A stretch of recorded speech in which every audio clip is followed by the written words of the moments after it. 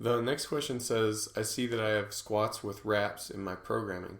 I really don't like the feel of wraps, and I'm already pressed for time during training. Is there a replacement for them?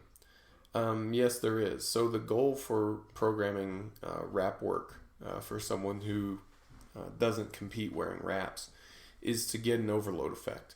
And we really like the overload that you get with wraps because some of your tissues, most of your tissues, experience a constant load through the entire range of motion.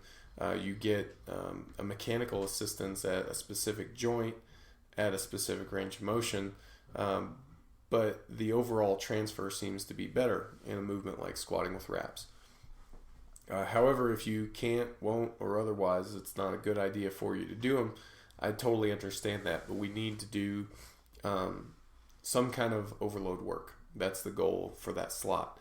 So some other options that you have, squats are a little bit more limited, so you're looking at something like chains, potentially something like bands.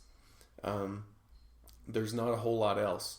I don't recommend going toward partial range of motion squatting just because the mechanics end up so very different from your full range of motion squatting. So even if you have plenty of full range of motion work in your program,